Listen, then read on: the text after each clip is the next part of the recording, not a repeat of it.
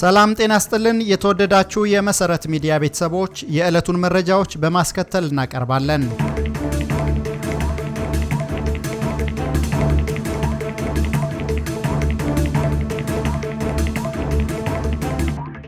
በቅድሚያ ርዕሶቹን ጠቅላይ ሚኒስትር አብይ አህመድ ለይፋዊ የሥራ ጉብኝት በትላንትናው ዕለት የአዘርባይጃን ዋና ከተማ ባኩ ገቡ። የአፍሪካ አመራር ልህቀት አካዳሚ ሰራተኞች በሙሉ እረፍት እንዲወጡ ተደርገው ግዙፍ የሆነው የተቋሙ ህንፃ ውስጥ ኤምሬትሶች መግባታቸው ታወቀ። ከ3 ዓመታት የእስር ቆይታ በኋላ በዋስ ተለቆ የነበረው ዶክተር ሲሳይ አውግቸው ማረሚያ ቤት በር ላይ ድጋሜ ታሰረ። የመንግስት ኃይሎች ከመተከል አካባቢ ለቀው መውጣታቸውን ተከትሎ የኦሮሞ ነጻነት ሰራዊት አባላት የወንበራ ወረዳ አብዛኛውን ቀበሌዎች መቆጣጠራቸው ተሰማ። በዋሽንግተን ዲሲና ለንደን ከተሞች በርካታ ኢትዮጵያውያንንና ትውልደ ኢትዮጵያውያንን የሚያሳትፍ ሰላማዊ ሰልፍ ሊካሄድ መሆኑ ተሰማ። ቄሱ በፖሊስ ተይዘው ከተሰወሩ ዓመት አለፋቸው፣ ያሉበትም አልታወቀም። ኢትዮጵያ ወደ አሜሪካ የሚያደርጉትን ፍልሰት የቀየረው የ66ቱ አብዮት። መረጃዎቹን በዝርዝር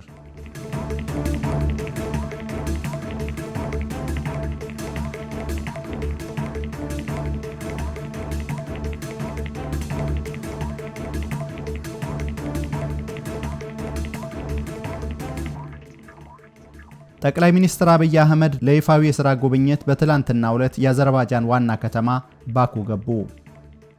ጠቅላይ ሚኒስትሩ ባኩ ከተማ በሚገኘው ሄዳር አሊየቭ ዓለም አቀፍ አየር ማረፊያ ሲደርሱ በአገሪቱ የክብር ዘብ አቀባበል እንደተደረገላቸው የታወቀ ሲሆን አብረዋቸው በርካታ የመንግስት ባለስልጣናት መጓዛቸውን የመሰረት ሚዲያ ምንጮች ተናግረዋል። የሀገሪቱ ምክትል ጠቅላይ ሚኒስትር ሳሚርና የውጭ ጉዳይ ኃላፊዎች በአቀባበሉ ላይ የተገኙ ሲሆን በመጪው ቀናት ከሀገሪቱ ፕሬዝዳንት ኢልሃም አሊየቭ ጋር ተገናኝተው በሁለቱ ሀገራት ግንኙነት ዙሪያ እንደሚመክሩ ታውቋል። ሀገራቱ በተለይ በንግድ፣ ኢንቨስትመንት፣ ኢነርጂ፣ አቪዬሽን እና ወታደራዊ ትብብር ዙሪያ አብረው ለመስራት ዝግጁነት እንዳላቸው ምንጮቻችን ጠቁመዋል። በነዳጅና ጋዝ ምርቷ የምትታወቀው አዘርባይጃን በቅርብ ዓመታት ከበርካታ የአፍሪካ ሀገራት ጋር ግንኙነቷን እያጠናከረች ትገኛለች። ይህ የመሰረት ሚዲያ ዜና እስከወጣበት ድረስ የጠቅላይ ሚኒስትሩን ጉብኝት በተመለከተ በመንግስት ሚዲያዎች የተነገረ ነገር የለም። የአፍሪካ አመራር ልህቀት አካዳሚ ሰራተኞች በሙሉ እረፍት እንዲወጡ ተደርገው ግዙፍ የሆነው የተቋሙ ህንፃ ውስጥ ኤምሬትሶች መግባታቸው ታወቀ። በሱሉልታ ከተማ በ40 ሄክታር መሬት ላይ የተገነባው በቀድሞ አጠራሩ የመለስ ዜናዊ አካዳሚ አሁን ደግሞ የአፍሪካ አመራር ልህቀት አካዳሚ በእንግሊዝኛው ምህጻረ ቃል AFLEX በመባል የሚታወቀው ተቋም በርካታ ስልጠናዎችን በማስተናገድ ይታወቃል። በአቶ ዛዲግ አብርሃ የሚመራው ተቋም ግንባታው 2.2 ቢሊዮን ብር የፈጀ ሲሆን ኢትዮጵያ ውስጥ ካሉ ግዙፍ የሚባሉ ህንፃዎች አንዱ ነው። ሚዲያችን የደረሰው መረጃ እንደሚጠቁመው ተቋሙ ከአንድ ወር በፊት ሁሉንም ሰራተኞች ላልተወሰነ ጊዜ እረፍት እንዲወጡ አድርጓል። ይህ እርምጃ ዘወትር ሚዲያ ላይ በሚቀርቡት የተቋሙ አመራሮች ያልተነገረ ቢሆንም ሚዲያችን ከመንግስት የመረጃ ምንጮችና ከሰራተኞች እንዳረጋገጠው ድንገት በተባለ በዚህ እርምጃ ሁሉም ሰራተኞች የግዳጅ እረፍት እንዲወጡ ተደርገዋል። ለምን እረፍት መውጣት እንዳለብን በግልጽ አልተነገረንም ብለው ለመሰረት ሚዲያ የጠቆሙ ሰራተኞቹ እነሱ በአስቸኳይ እንዲወጡ ከተደረገ በኋላ በርካታ የተባበሩት አረብ ኤምሬትስ ዜግነት ያላቸው ሰዎች ግቢ ውስጥ ሰፍረው ካምፕ መሳይ አድርገውታል ብለዋል። አሁን ላይ ወደ ቅጥር ግቢው መግባት የተከለከለ መሆኑን የገለጹት እነዚሁ የተቋሙ ሰራተኞች የጥበቃ ሰራተኞች ሳይቀሩ በሌሎች የደህንነትና የጸጥታ አባላት መተካታቸውንም አክለዋል። ሰራተኞች ጥሪ ካልተደረገላቸው በስተቀር ወደ ግቢው መመለስ የተከለከለ ነው የሚል ትዕዛዝ ደርሷቸዋል የሚሉት አንድ ስማቸው እንዲገለጽ ያልፈለጉ ሌላ የተቋሙ ሰራተኛ ናቸው።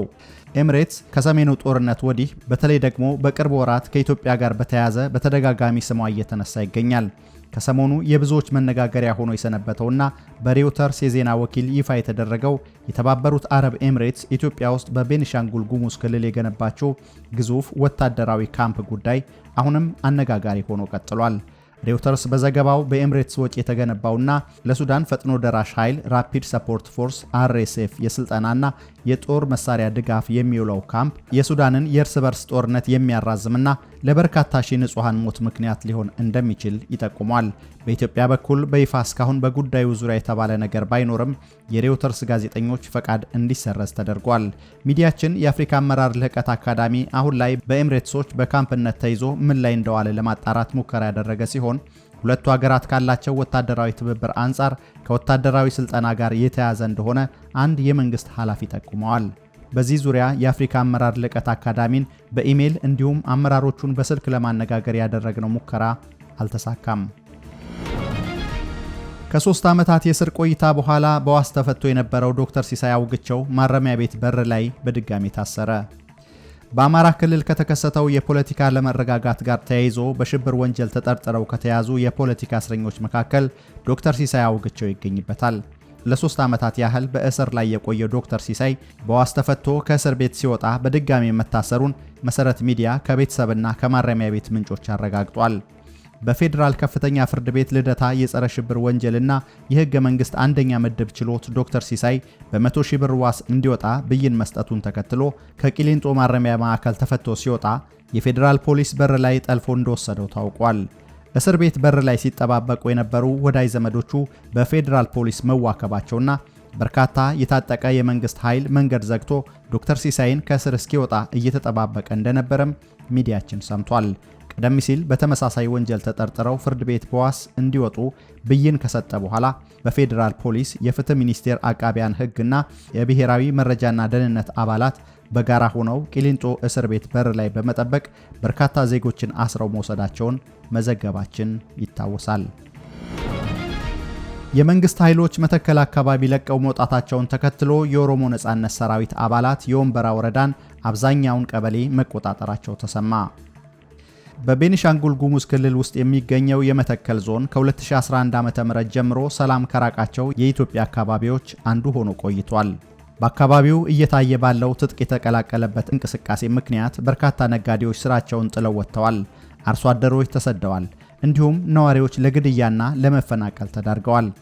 መረጃዎች እንደሚጠቁሙት ባለፉት 2 ዓመታት በአንጻራዊነት ለጥቂት ወራት ሰላም ሰፍኖበት የነበረው መተከል ዞን ከባለፈው ግንቦት ወር ጀምሮ ተከታታይ ጥቃቶች የተፈጸሙባቸው ዳንጉርና የታላቁ የኢትዮጵያ ህዳሴ ግድብ የሚገኙበት ጉባ ወረዳዎች ናቸው።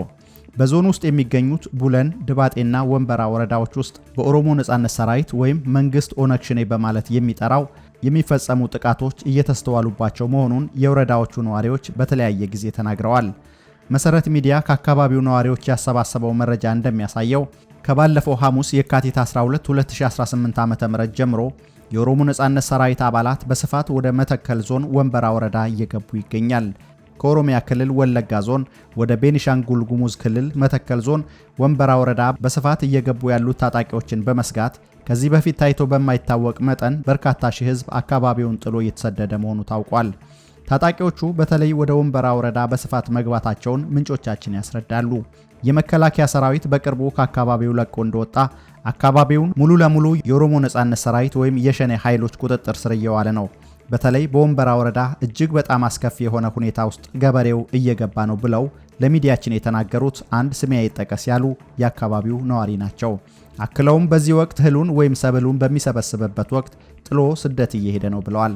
ሚዲያችን ያሰባሰበው ተጨማሪ መረጃ እንደሚጠቁመው አሁን አካባቢው ላይ ከፍተኛ የሆነ ጭንቀት ተፈጥሯል። ምንም አይነት የጸጥታ ኃይል የለም። የክልሉ ልዩ ኃይል የለም። ሲጀመር የክልሉ ልዩ ኃይል ያንን አካባቢ ዞር ብሎ አይቶት አያውቅም። በጣም የሚገርመው የክልሉ መንግስት አካባቢው ላይ ይህ ነገር እንዲፈጠር የፈቀደ በሚመስል ደረጃ ምንም አይነት ምላሽ እንኳን አይሰጥም በማለት አንድ በንግድ ስራ ላይ የተሰማሩ ሌላ ነዋሪ ተናግረዋል። በመተከል ዞን ወንበራ፣ ቡለንና ድባጤ ወረዳዎች ውስጥ በዚህ የታጣቂዎች መግባት ምክንያት የትራንስፖርት አገልግሎትና ትምህርት በከፊል ተቋርጧል። አሁን ላይ በመተከል ወንበራ ወረዳ ከጎቸር ከኪታርና ከወግዲ ቀበሌዎች ብዛት ያለው ህዝብ ቀየውን ለቆ እየተፈናቀለ መሆኑን አረጋግጠናል። ከሰሞኑ በርካታ የመከላከያ ሰራዊት አባላት ግጭቶች ከሚስተዋሉባቸውና ሰፍረው ከሚገኙባቸው በርካታ አካባቢዎች ለቀው በመውጣት የተለየ ጦርነት እንዳገረሽ ወደ ተሰጋበት ወደ ሰሜን ኢትዮጵያ የትግራይ ክልል አካባቢ እየሰፈሩ መሆኑ ታውቋል። በዚህ ዙሪያ የክልሉ መንግስት እስካሁን ያለው ነገር የለም። በዋሽንግተን ዲሲና ለንደን ከተሞች በርካታ ኢትዮጵያውያንንና ትውልደ ኢትዮጵያውያንን የሚያሳትፍ ሰላማዊ ሰልፍ ሊካሄድ መሆኑ ተሰማ።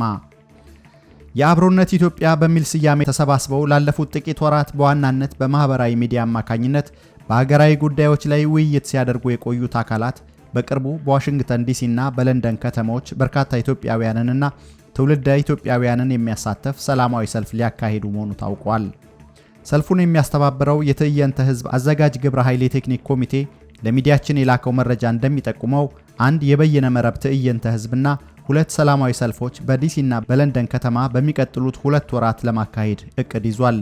በአሁኑ ወቅት አገራችን ኢትዮጵያ በቅርብ ዘመን ታሪኳ አይታው በማታውቀው መጠን እጅግ አሳሳቢ በሆነ የህልውና አደጋ ላይ ነች።